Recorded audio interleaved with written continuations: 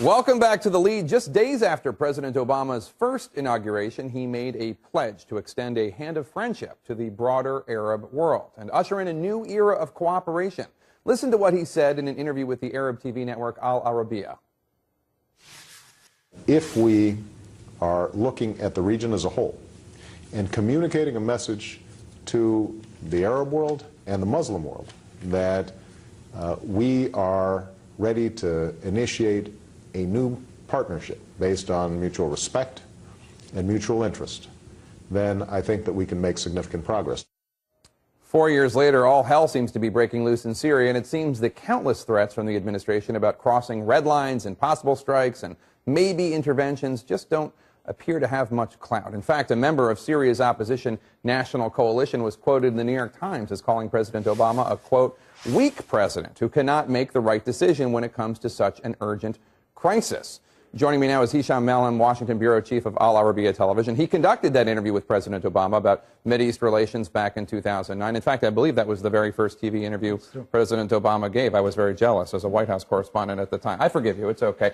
Are you surprised in any way by what appears to be the president's waning influence in the Arab world for a president who gave you the first interview and went to Cairo and gave that speech and made such a big deal out of wanting to extend a hand to the Arab world? Right now, I'm not surprised. I was surprised earlier because the president seemed to many people in the region turning his back on the region after that famous Cairo speech in which he had these lofty goals for a good relationship between the United States and the Arab and the Muslim world, because he failed to stop the Israeli settlements because he did not stand up to the Iranian threat to the region, and because he dumped Mubarak immediately. But then you had Syria. So the leadership style of Barack Obama is not appreciated, to put it bluntly, by those friendly Arab countries towards the United States.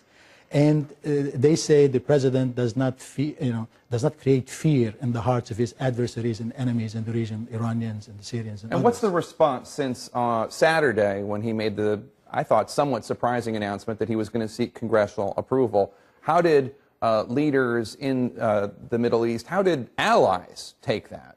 The Gulf Arabs are frustrated and angry privately. Saudi Arabia, UAE, Qatar. And Kuwait and Jordan, and not to mention the Turks who are not Arabs, but in the neighborhood. They feel the same way, that the president let them down, that the president is conducting a foreign policy with a great deal of indecisiveness. And they are baffled.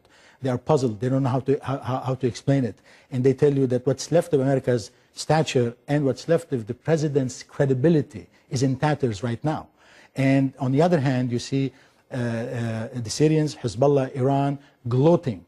I mean, there was a headline in the pro-Syrian media in Lebanon, this is a victory for the axis of resistance, which is euphemism for Hezbollah, Iran, and Syria. So are gloating, they're even daring the president to attack, and declaring that the United States now is in historic state of retreat.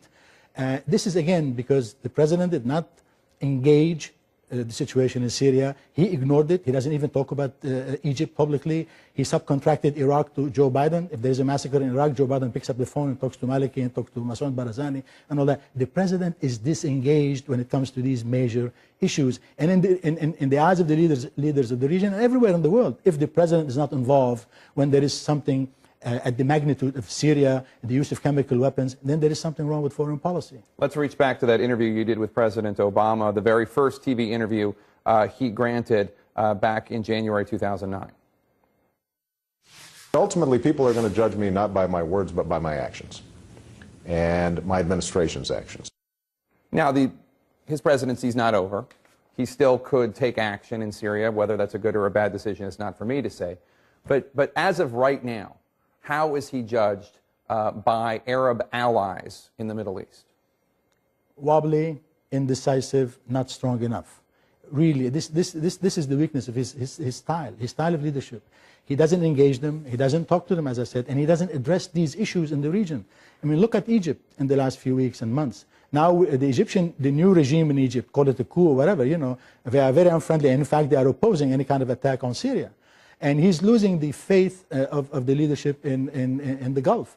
The UAE and Saudi Arabia are trying to take matters on their own. They promised the United States that they will help in any military attack. And Turkey UAE and Saudi Arabia, and there might be some other countries. Exactly. They may not talk about it. This is the style of the Arabs too, and I blame them because they should also take a lead because it's their region and it's their people and their future too. But at the same time, they say we need American leadership. Everybody's crying out for American leadership, the Turks, the Arabs, and the Europeans. And given the weaknesses of the European, given the vote in the British Parliament, given the fact that NATO ally Turkey is unable to lead, everybody's looking for the United States to lead, and there was no leadership. The United States was AWOL. Hisham Malham, thank you so much. Appreciate it. Thank you for coming in.